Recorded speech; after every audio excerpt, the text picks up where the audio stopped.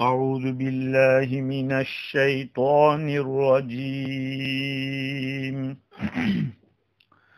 بسم الله الرحمن الرحيم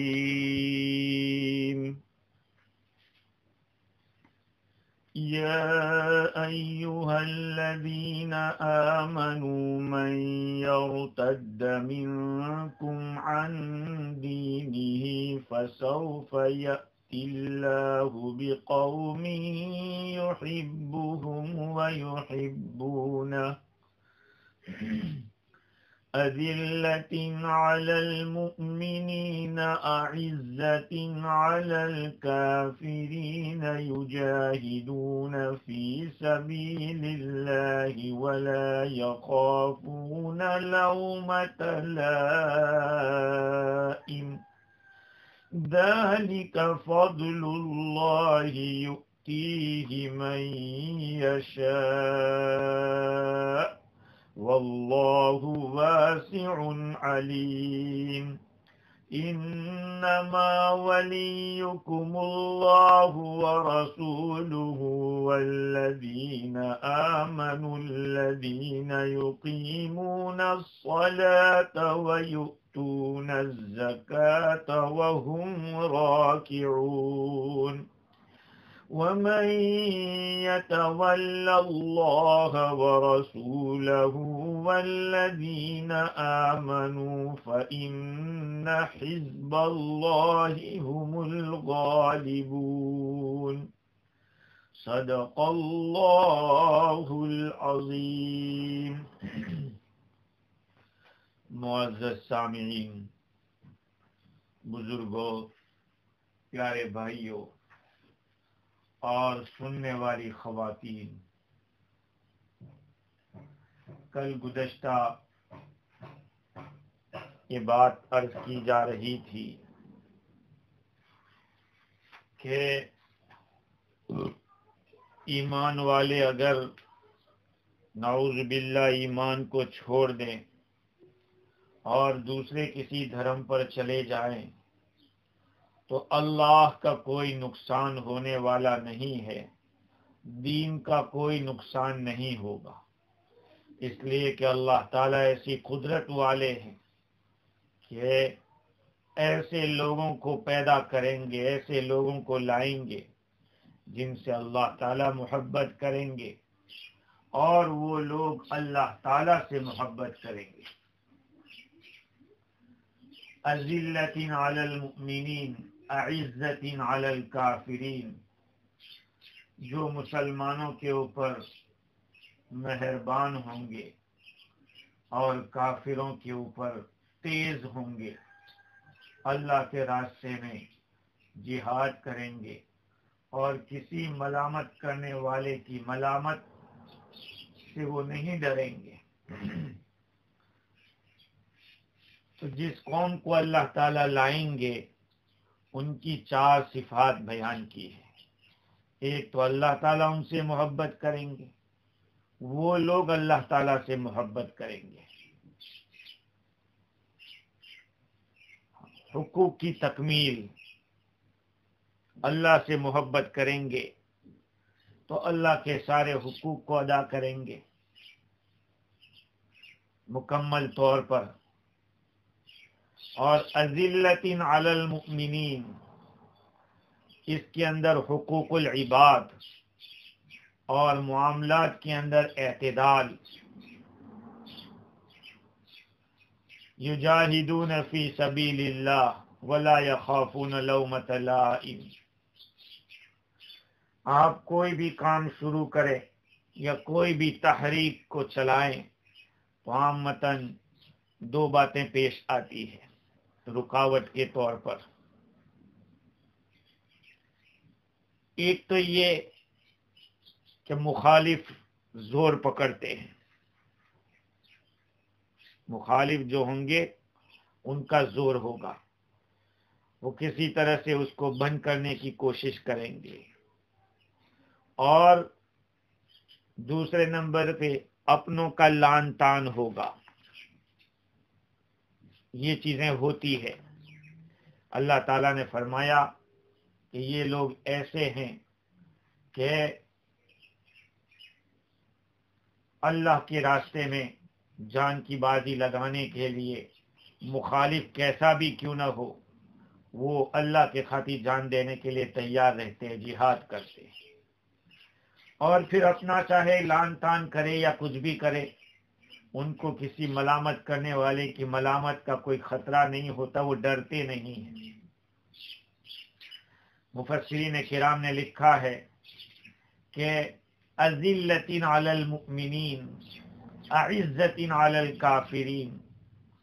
امام قرطبی نے لکھا کہ اذلۃ کے معنی تابع، جیسے دابۃ ذلول ایسے جانور کو کہتے ہیں جو کہ مطیع اور فرما بردار ہو، آسانی سے اس پر کنٹرول پایا جا سکتا ہو۔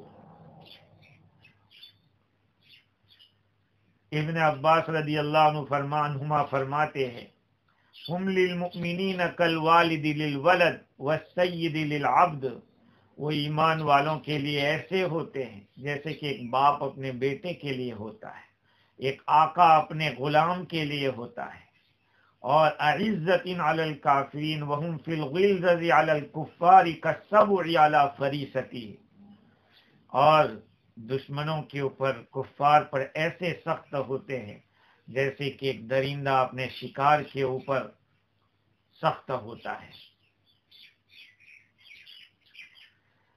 ایمان والوں کے ساتھ نرمی کا معاملہ کرنا یہ اچھی صفت ہے۔ ہاں، قرآن مجید میں سورہ فتح کے آخری رکوع کے اندر صحابہ کرام کی یہ صفت بیان کی ہے، والذین معه اشداء علی الکفار رحماء بینہم، اور وہ لوگ جو محمد عربی صلی اللہ علیہ وسلم کے ساتھ ہیں وہ کافروں پہ سخت ہوتے ہیں اور ایمان والوں پر بڑے رحم دل ہوتے ہیں۔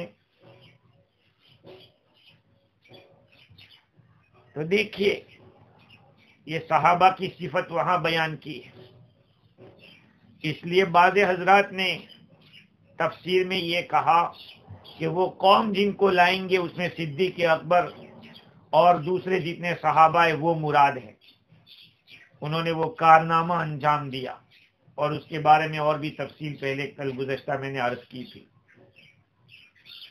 تو ایمان والے کے ساتھ نرمی ہونا، حضور اکرم صلی اللہ علیہ وسلم نے ارشاد فرمایا انا زعیم ببیت فی غبض الجنہ لمن ترک المراء وهو محق، میں جنت کے بالکل بیچ میں ایک مکان کا ذمہ دار ہوں اس شخص کے لیے جو جھگڑا چھوڑ دے، درا حالے کہ وہ حق کو ثابت کرنے والا ہے۔ ایک آدمی صاحب حق ہے، اس کے باوجود جھگڑے سے بچتے ہوئے اپنا حق چھوڑ رہا ہے، آقا صلی اللہ علیہ وسلم فرماتے کہ ایسے آدمی کے لیے میں جنت کے بیچ میں مکان کا ضامن ہوں۔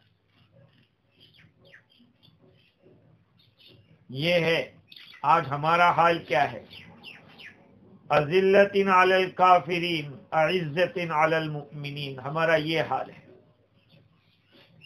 کافروں کا جب معاملہ آتا ہے تو ڈھیلے پڑ جاتے ہیں، اور مقابلہ ہو تو اپنوں کا کرتے ہیں، یہ ہماری صفات ہے۔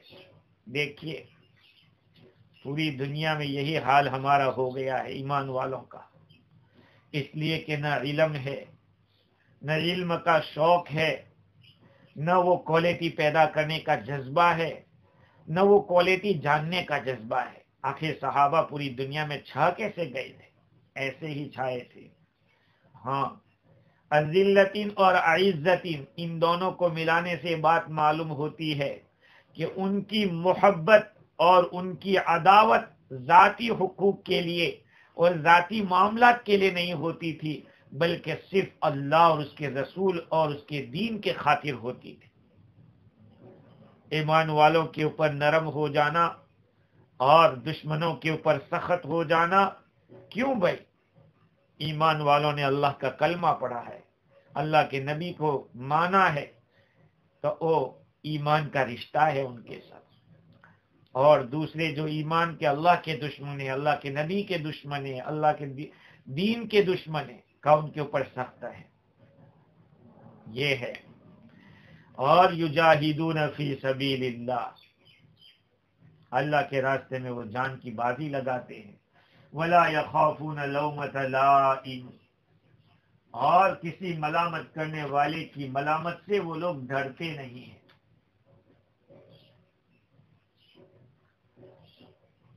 دیکھیے کسی ملامت کرنے والا، جیسے کہ منافقین کا حال تھا، جب جہاد میں آتے بھی تھے تو دبے دبے آتے تھے دکھانے کے لیے کہ ہم آ گئے، لیکن کفار سے دوستی تھی. ان کی دوستی کی وجہ سے اندیشہ بھی رکھتے تھے کہ وہ ملامت کریں گے، اور تانے کا بھی ان کو ڈر رہتا تھا کہ تانے ماریں گے. خیر، کسی ملامت کرنے والے کی ملامت کو میرے عزیز و دین کے معاملے میں برداشت نہیں کرنا چاہیے. ولا یخافون لومۃ لائم کی تفسیر کرتے ہوئے حافظ ابن کثیر رحمۃ اللہ علیہ نے لکھا کہ لا یردہم عما فیہ، ان لوگوں کو وہ جس کام کے اندر لگے ہوتے تھے ان کو کوئی روکنے والا نہیں تھا، ان کو رد کرنے والا نہیں تھا. کس کام میں؟ یعنی اللہ کی طاعت میں، اللہ کے حدود کو قائم کرنے میں، دشمنوں کو ختم کرنے میں، بھلی بات کا حکم دینے میں اور بری بات سے روکنے میں. نہ کوئی روکنے والا ان کو روک سکتا تھا، نہ ان کو پھیرنے والا کوئی پھیر سکتا تھا. چنانچہ حضرت ابو ذر غفاری رضی اللہ تعالی عنہ کی روایت ابن کثیر رحمۃ اللہ علیہ نے نقل کی. امرنی خلیلی صلی اللہ علیہ وسلم بسبع، ابو ذر غفاری رضی اللہ عنہ فرماتے ہیں کہ مجھے میرے خلیل صلی اللہ علیہ وسلم نے 7 باتوں کا حکم دیا. میں یہ چاہتا ہوں اکثر و بیشتر تفسیر کے اندر کہ مفسرین کی ذکر کی ہوئی حدیثیں اس کا تذکرہ ہو.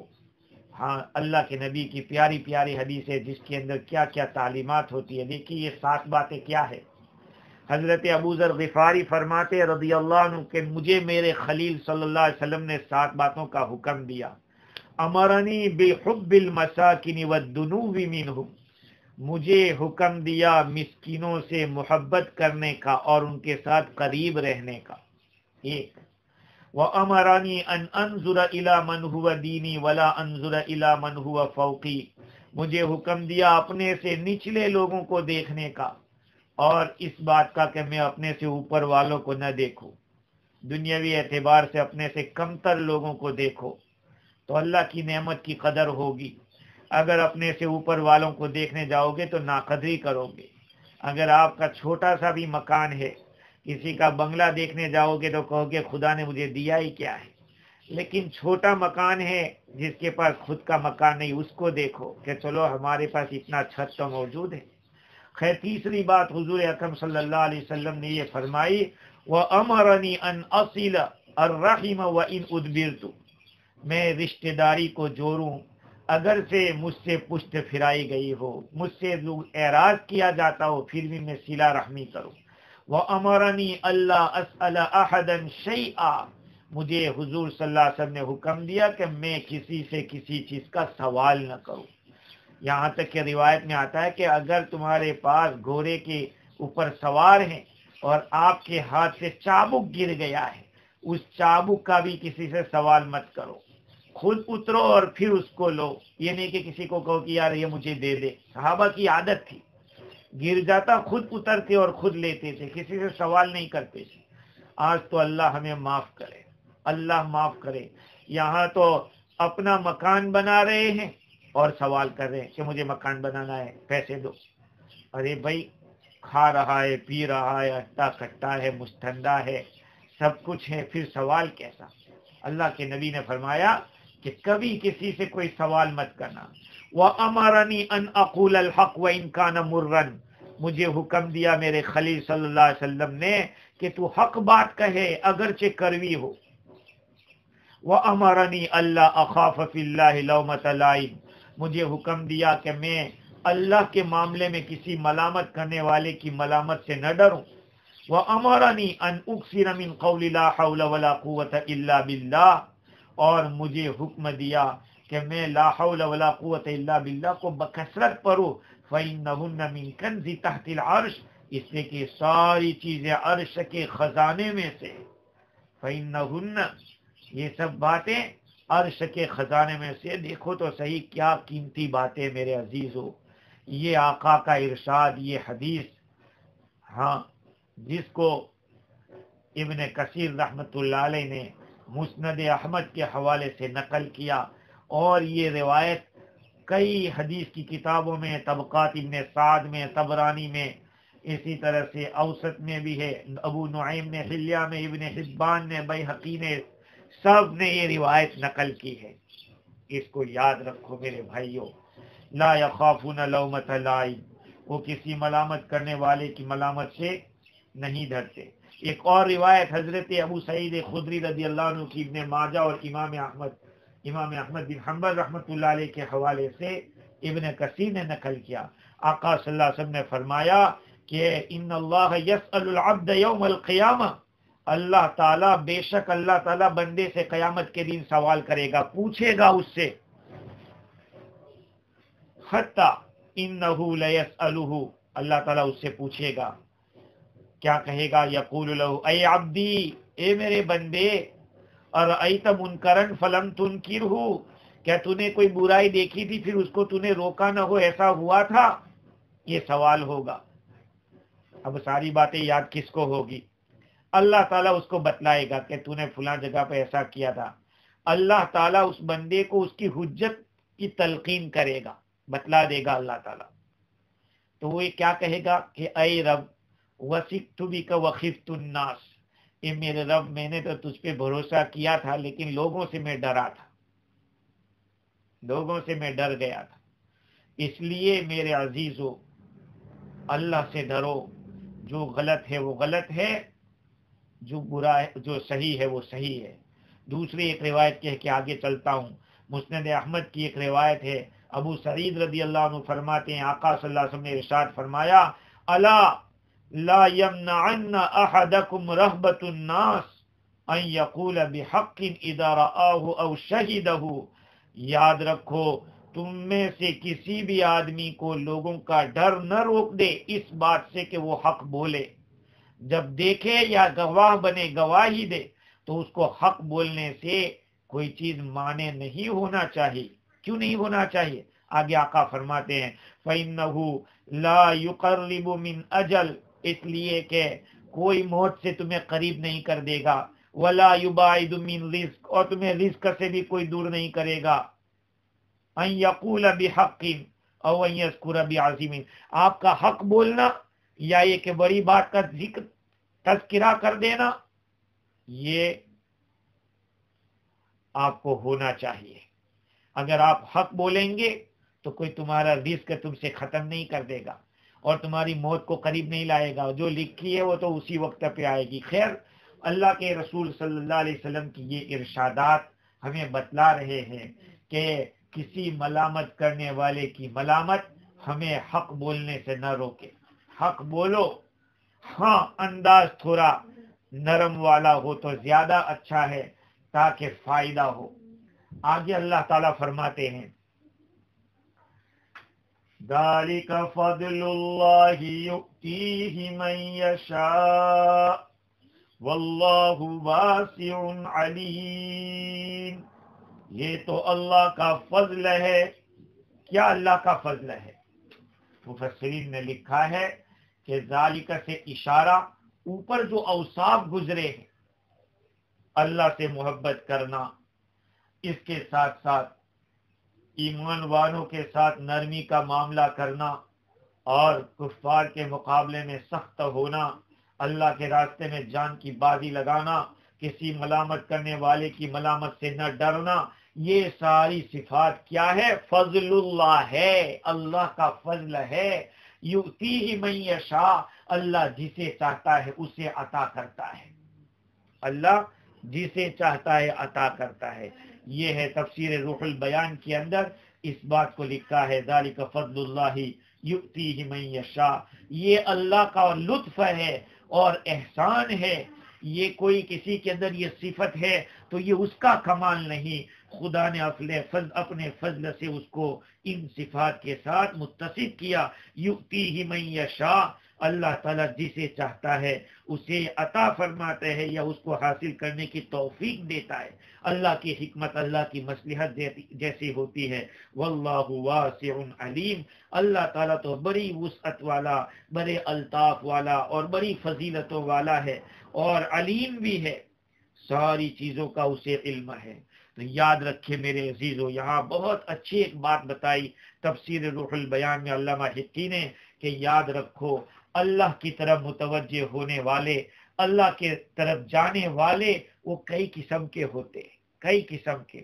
بعض لوگ تو وہ ہوتے ہیں کہ اللہ کے قرب کے مقابلے میں جتنے بھی حجاب ہے، جتنی بھی وادیاں ہیں، گھاٹیاں ہیں، اس کو قطع کر دیتے ہیں۔ کبھی کسی کو 70 ایئرس لگ جاتے ہیں، کچھ ایسے ہوتے جو 20 سال میں کر ڈالتے ہیں، کچھ ایسے ہوتے جو 1 سال کے اندر ہو جاتے، اور کچھ لوگ وہ ہوتے جو 1 مہینے میں اس کو طے کر، بلکہ بعض 1 ہفتے میں کر دیتے، اور کچھ لوگ تو ایسے ہوتے کہ 1 گھڑی میں کایا پلٹ جاتی ہے۔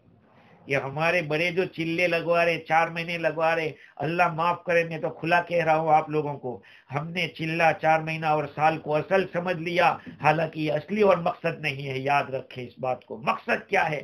اللہ سے جڑ جانا ہے، اللہ کے ساتھ مل جانا ہے، اللہ کے رنگ میں رنگ جانا ہے اور اللہ کا مطیع اور فرما بردار بن جانا ہے۔ پوری زندگی اگر آدمی لگاتا رہا لیکن اللہ کے ساتھ جوائنٹ نہیں ہوا تو میرے عزیزو مقصد میں وہ کامیاب نہیں ہوا، ہو سکتا ہے اس کی محنت کا بدلہ اللہ تعالیٰ اس کو دے دے۔ تو یہ کو جتنی تڑپ ہوگی، جتنی طلب ہوگی، اللہ تعالیٰ اتنا جلدی کنیکشن دے دے گا، ہاں اتنا جلدی کنیکشن دے گا۔ علامہ حقی رحمت اللہ علیہ نے مثال بیان کی، وہ کیا ہے؟ حضرت موسیٰ علیہ السلام کے سامنے جادوگر آئے، جادوگروں نے اپنے کرتب دکھائے، حضرت موسیٰ علیہ السلام نے عصا ڈالا، ان لوگوں کی جتنے بھی رسیاں تھی جس کے سانپ بنے ہوئے تھے، سارے سانپوں کو عصائے موسیٰ نگل گیا، حضرت موسیٰ علیہ السلام کا جو عصا تھا سب کو ختم کر دیا۔ اسی وقت فرعون کے آئے ہوئے جادوگر کیا بولے؟ آمنا برب ہارون و موسیٰ، ہم تو موسیٰ اور ہارون کے رب کے اوپر ایمان لے آتے۔ وہ کیسے اتنا جلدی؟ کہاں ایک ہی گھڑی میں؟ وہ اللہ کے عارف ہو گئے، اللہ کے جو کرنا ہو کر ڈال فرعون، لیکن ہم تو اللہ پہ ایمان لے آئے، موسیٰ اور ہارون کے رب کے اوپر ایمان لے آئے، بات ختم ہو گئی۔ ابراہیم بن ادہم رحمت اللہ علیہ کے بارے میں لکھا، وہ پہلے بادشاہ تھے، بہت کچھ تھے، لیکن جب انہوں نے وہ راستہ چھوڑا اور بلخ سے مرو کی طرف گئی، اتنی دیر لگی، یہاں تک کہ راستے میں ایک آدمی کو دیکھا کہ پل کے اوپر سے بہت زیادہ پانی میں گر رہا ہے، وہ ہلاک ہو جاتا، فرمایا کہ قف، رک جا۔ وہ آدمی وہیں پر ہوا میں رک گیا اور وہ بچ گیا۔ تو علامہ حقی نے لکھا ہے کہ یہ ہے کچھ لوگ راستہ طے کر لیتے ہیں کچھ گھڑی کے اندر، اور کچھ لوگ ایسے ہوتے ہیں کہ جن کو بہت دیر بھی لگتی ہے، لیکن آدمی لگا رہے، یہ نہ سوچے کہ میں اتنے سالوں سے لگا، میری تو کوئی کرامت تو دکھتی نہیں، میری کرامت تو کوئی ظاہر ہو نہیں رہی ہے۔ کرامتیں نہیں دکھلانے کے لیے اللہ کی طرف جایا جاتا، اللہ تعالیٰ سے محبت کرنا ہے، اللہ مجھے بھی نصیب فرمائے، آپ کو بھی نصیب فرمائے، یہ بہت بڑی دولت ہے۔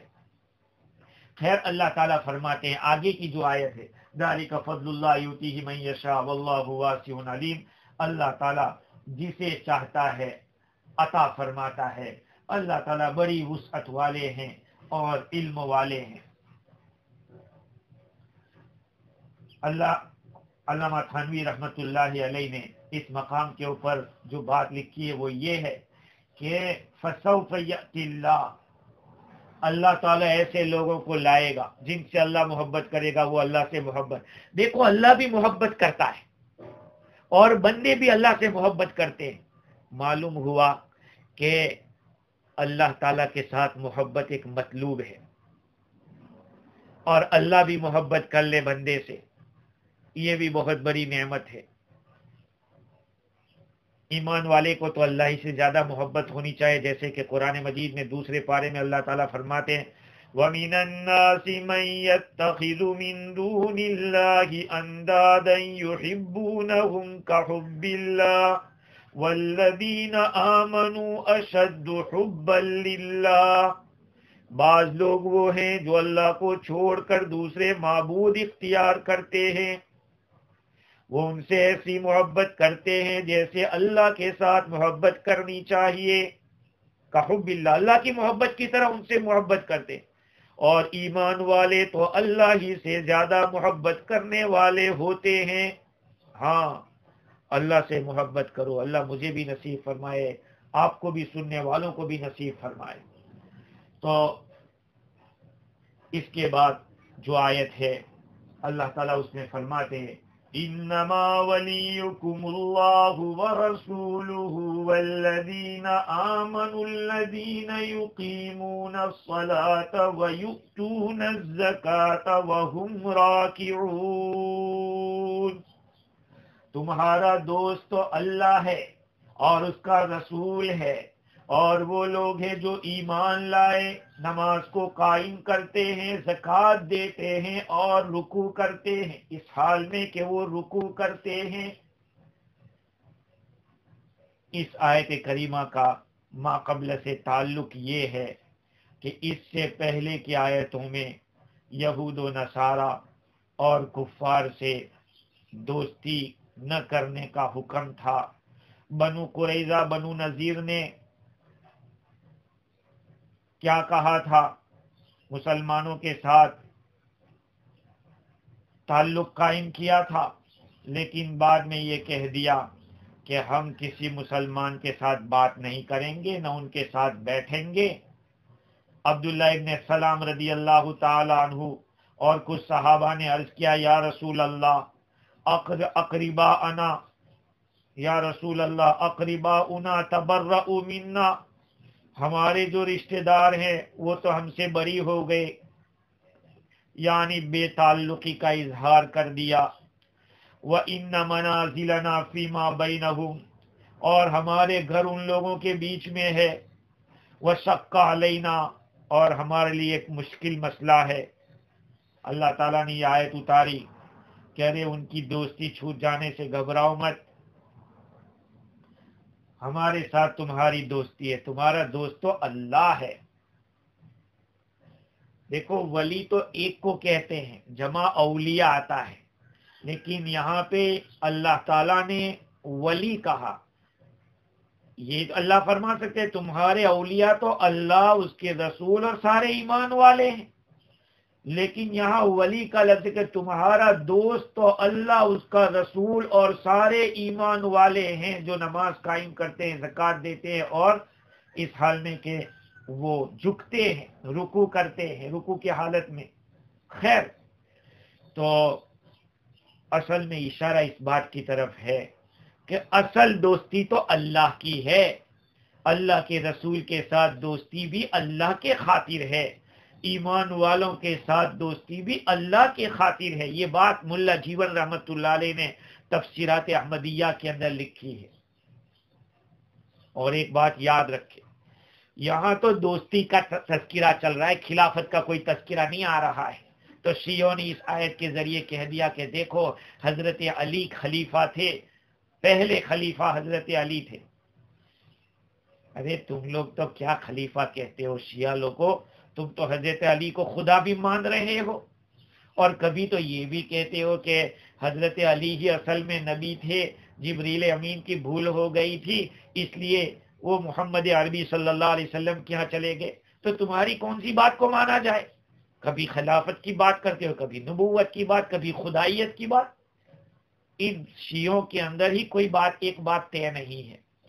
خیر، تو میں یہ عرض کر رہا تھا کہ اس آیت کریمہ کے ساتھ خلافت کا کوئی تعلق نہیں، خلافت کے ساتھ کوئی تعلق نہیں ہے، اس لیے کہ یہاں الذین آمنو سے مراد مسلمان ہے، جن کے اندر یہ صفات ہے۔ اس آیت کریمہ کے اندر جو وہم راکعون کا لفظ ہے، تمہارا دوست تو اللہ ہے اور رسول اس کا رسول ہے، اور وہ ایمان والے ہیں جو نماز قائم کرتے ہیں اور زکوٰۃ دیتے ہیں۔ وہم راکعون، اس حال زکوٰۃ دیتے ہیں اس حال میں کہ وہ رکوع میں ہوتے ہیں۔ ایک ترجمہ تو یہ ہوا۔ دوسرا ایک ترجمہ یہ ہوتا ہے کہ وہ زکوٰۃ بھی دیتے ہیں اور وہ جھکتے ہیں، وہ تواضع اختیار کرتے ہیں، یہ بھی ایک ترجمہ ہوتا ہے۔ دونوں ترجمے سے معنی میں تھوڑا فرق ہوگا۔ ایک روایت ہے جس کو امام قرطبی نے بھی نقل کیا، وہ یہ ہے کہ اللہ کے رسول صلی اللہ علیہ وسلم کی مسجد میں ایک سائل نے سوال کیا، کسی نے ان کو کچھ دیا نہیں۔ حضرت علی رضی اللہ تعالیٰ عنہ نماز میں تھے اور وہ بھی رکوع میں تھے، آپ کے سیدھے ہاتھ کے اندر انگوٹھی تھی، تو آپ نے اس مانگنے والے کو اشارہ کیا کہ میرے ہاتھ سے یہ انگلی نکال، میرے انگلی سے جو انگوٹھی ہے اس کو نکال لے۔ یہاں تک کہ وہ گیا، اس نے حضرت علی رضی اللہ تعالیٰ عنہ کے ہاتھ، سیدھے ہاتھ کی انگلی سے انگوٹھی کو نکال لیا۔ تو اس واقعے کی طرف اشارہ ہے کہ زکوٰۃ یعنی صدقات نکالتے ہیں اس حال میں کہ وہ رکوع کرتے ہوتے ہیں۔ اگر یہ بات ہے تو ٹھیک ہے، واقعہ ہے، لیکن روایت کے اندر کلام بھی ہوا ہے، محدثین کرام نے کلام کیا، لیکن اگر روایت کو صحیح مان بھی لیا جائے تو حضرت علی رضی اللہ تعالیٰ عنہ اس دوستی کے زیادہ حقدار ہے جہاں ایمان والوں کا تذکرہ ہے کہ تمہارا دوست تو اللہ ہے اور اس کا رسول ہے، اور وہ ایمان والے ہیں جو نماز قائم کرتے ہیں اور زکوٰۃ دیتے ہیں اس حال میں کہ وہ رکوع میں ہوتے ہیں۔ تو سارے مسلمان نماز کے، زکوٰۃ کے پابند سب مسلمان ہیں۔ اب حضرت علی رضی اللہ تعالیٰ عنہ کی خصوصیت کے ساتھ اس دوستی کا مستحق قرار دینا ٹھیک ہے۔ حضور اکرم صلی اللہ علیہ وسلم کا ارشاد ہے، من کنت مولاہ فعلی مولا، میں جس کا دوست ہوں تو علی بھی اس کا دوست ہے۔ اور ایک حدیث ہے آقا صلی اللہ علیہ وسلم نے فرمایا، اللہم والی من والاہ وعادی من عاداہ، اے اللہ جو علی سے محبت کرے تو بھی اس سے محبت کر، اور جو علی سے دشمنی رکھے اس سے تو بھی دشمنی کر۔ تو ان روایات کے پیش نظر حضرت علی رضی اللہ تعالیٰ عنہ کو خاص طور پر شرف ہو، اس لیے ان کو نوازا گیا ہو کہ آپ صلی اللہ علیہ وسلم نے پہلے سے جو فتنے پیش آنے والے تھے ان کو بھانپ لیا تھا۔ جیسے حضرت عیسیٰ علیہ السلام کو کچھ لوگوں نے ٹھکرا دیا، یہاں تک کہ نبی تک نہیں مانا اور قتل کے در پہ ہو گئے، اور کچھ لوگوں نے ایسا مانا کہ خدا تک پہنچا دیا۔ ایسے ہی حضرت علی رضی اللہ تعالیٰ عنہ کے ساتھ ہوا کہ کچھ لوگوں نے تو ان کو دشمن بنایا اور کچھ لوگوں نے خدا تک کا درجہ اور خلیفہ تک کا درجہ دے دیا۔ یہ سارے معاملات حضور کے سامنے ہوں گے، اللہ تعالیٰ نے آپ کو بتا دیے ہوں گے۔ اس لیے خصوصی طور پر حضرت علی رضی اللہ تعالیٰ عنہ کو اگر مان بھی لیا جائے تو پھر کوئی حرج نہیں ہے، باقی تمام صحابہ کرام اور سارے مسلمان اس میں شامل ہیں۔ حضرت امام باقر رحمت اللہ علیہ سے کسی نے پوچھا کہ کیا الذین آمنوا اس آیت میں ہے، اس سے حضرت علی مراد ہے؟ آپ نے کیا فرمایا کہ وہ بھی مومنین میں داخل ہیں، وہ بھی مومنین میں داخل ہے، لہذا اس کے مصداق ہو سکتے ہیں۔ یہاں میرے عزیز ایک بات سمجھنے کی ہے، وہ یہ ہے کہ اللہ رب العزت نے مجھے اور آپ کو یہ فرمایا کہ تمہارا دوست تو اللہ ہے، تمہارا دوست تو اس کا رسول ہے، اور تمہارے دوست ایمان والے ہیں۔ کون سے ایمان والے؟ وہ ایمان والے جو نماز قائم کرتے ہیں، زکوٰۃ ادا کرتے ہیں اور تواضع کے ساتھ رہتے ہیں۔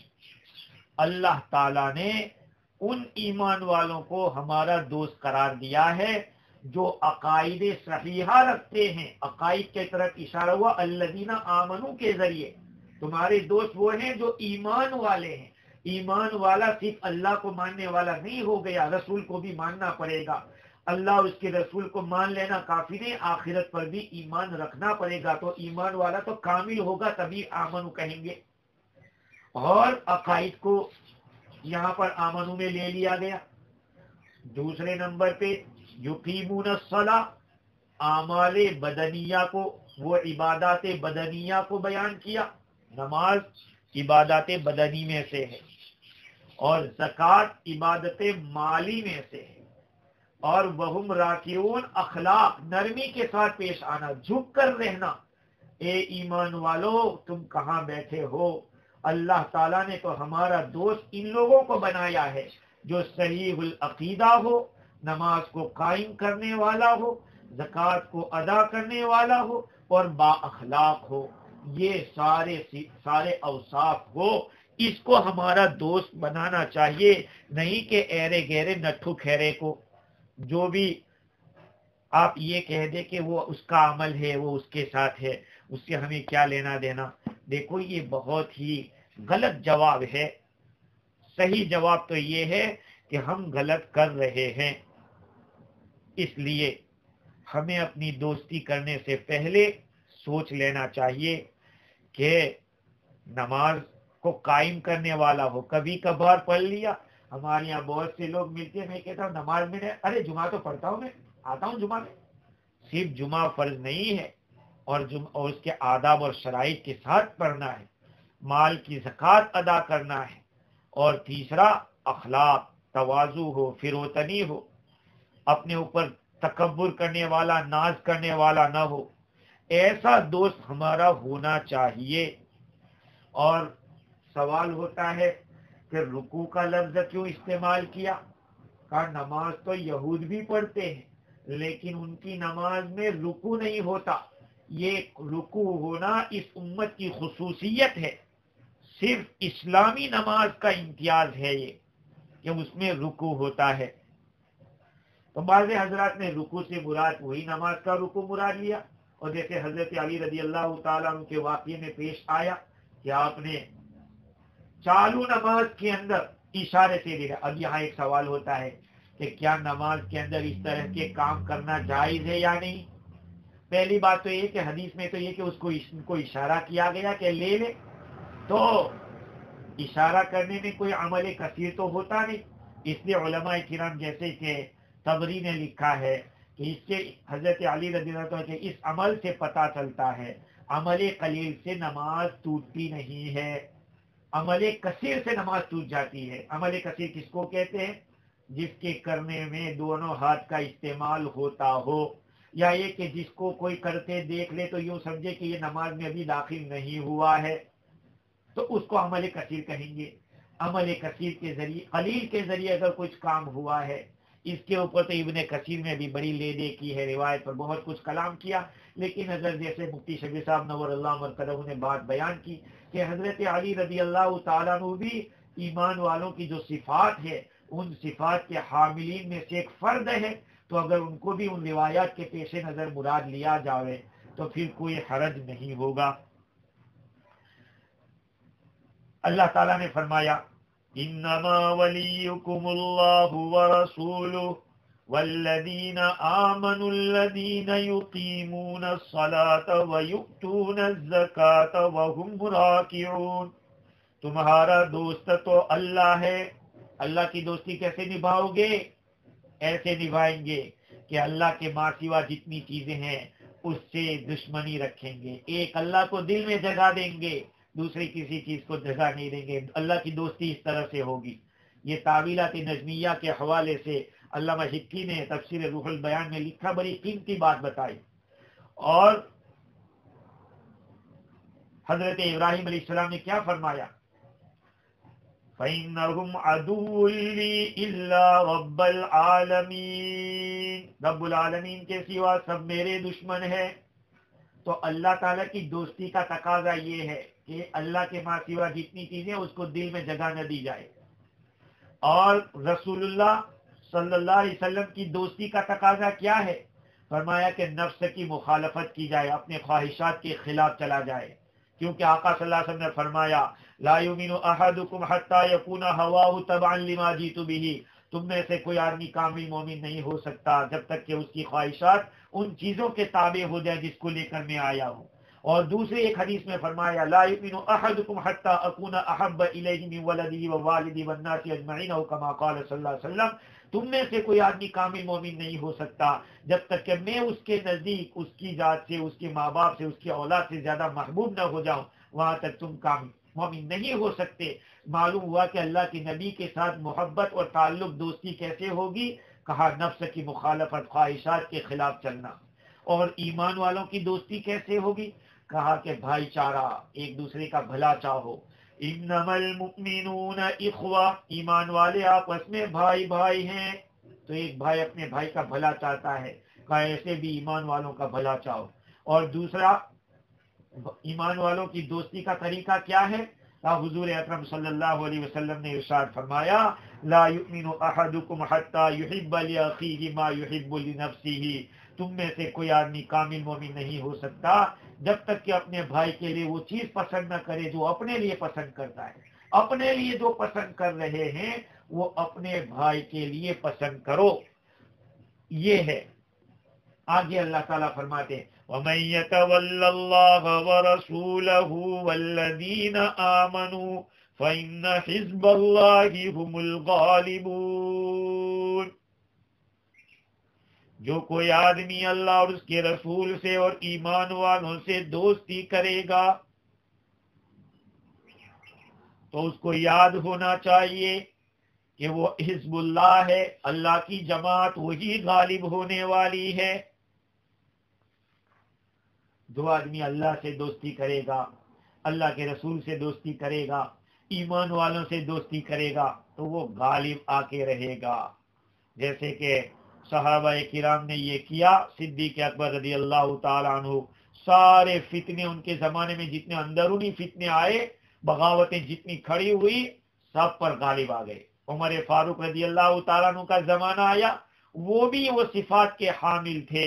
اللہ تعالیٰ نے دنیا کی بڑی طاقت قیصر و کسریٰ کو ان کے سامنے جھکا دیا، نام و نشان مٹا دیا گیا ان کا۔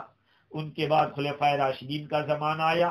مسلمان جب تک اپنے ان احکام کے اوپر پابند رہے ہیں، جب تک خلط و ملط نہیں کیا، غیروں سے گہری دوستی نہیں کی، وہاں تک وہ کامیاب رہے۔ ورنہ پھر ہم نے دیکھ لیا کچھ ماضی قریب کے اندر بڑے بڑے مسلم حکمرانوں کو کیسی گت ہوئی اور ان کو کس طرح سے دنیا کے اندر جو ان کی بے عزتی ہوئی۔ کیوں ہوا؟